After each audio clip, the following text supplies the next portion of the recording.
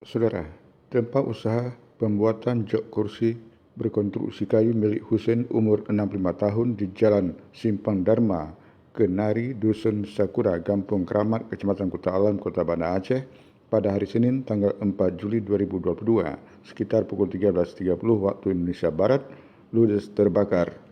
Kepala Dinas Pemadam Kebakaran dan Penyelamatan DPKP Kota Banda Aceh Muhammad Hidayat Esos melalui Kepala Seksi Pembinaan dan Pengembangan Tenaga Pemadam Kebakaran UDSH membenarkan tentang adanya kejadian peristiwa kebakaran itu.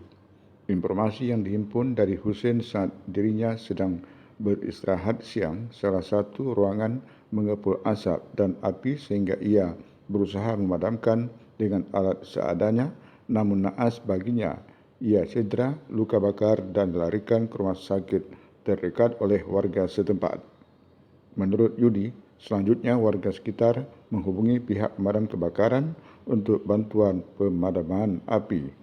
Kepala DPKP Kota Banda Aceh yang menerima laporan menugaskan petugas piket bergerak mengerahkan armada pos pelangi 1 unit, disusul 5 unit armada pemadam kebakaran, pos induk dan pos pembantu lainnya.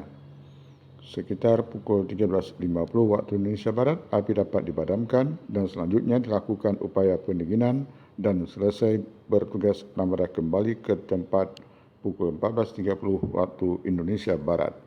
Saat proses pemadam kebakaran turut dibantu petugas PLN Polsek Kota Alam, di backup Polresta Banda Aceh, personel Kodim, Koramil setempat, relawan ERPA dan Rapi.